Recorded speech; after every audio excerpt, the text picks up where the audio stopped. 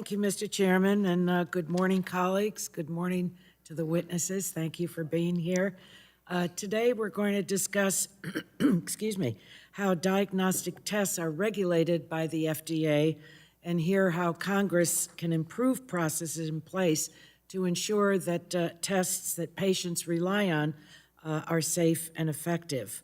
Congress passed the medical device amendments to the Food, Drug, and Cosmetics Act in 1976 to give the FDA additional authority over medical devices. The FDA has generally not required diagnostic tests to complete pre-marketing approval and instead allows tests to be used in medical settings if they can meet certain requirements. Today, I think we're in a golden era of medical innovation.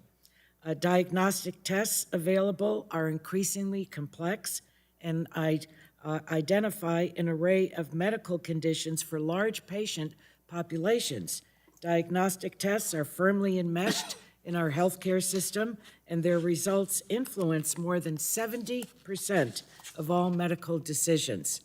Tests we may think of as simple can be a big deal, and there should be better processes in place to validate whether tests patients rely on are reliable and effective for detecting COVID, cancer, or other medical conditions. Certainty is sorely needed. FDA Center for Devices and Radiological Health reviewed 125 requests to grant COVID tests emergency use authorization, the EUA, and found 2/3 of tests had major issues such as inadequate or missing data.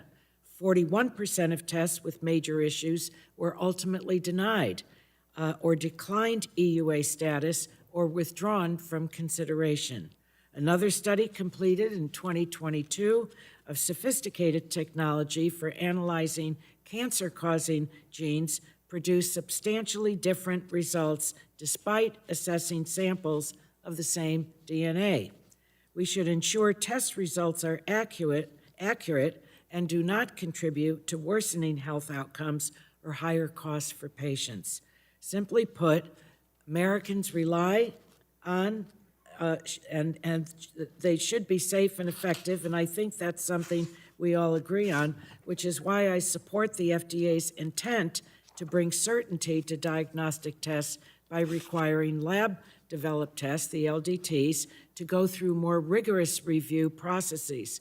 However, I don't believe the FDA's proposed rule is the only way to achieve our shared goal, and the device 510K review process is not perfectly tailored for LDTs. Our subcommittee previously considered the VALID Act introduced by Representatives Bouchon and DeGette, which establishes a specific framework for regulating diagnostic tests similar to how drugs are approved and monitored for safety or quality issues. The legislation also directs a report on the unique challenges academic medical centers and hospital-based labs face. I believe the FDA's proposed rules should reinvigorate discussions on the legislation and call all stakeholders back to the table to earnestly negotiate the framework. So I look forward, genuinely forward to the testimony today on this rather complex issue. And thank you, Mr. Chairman, and I yield back.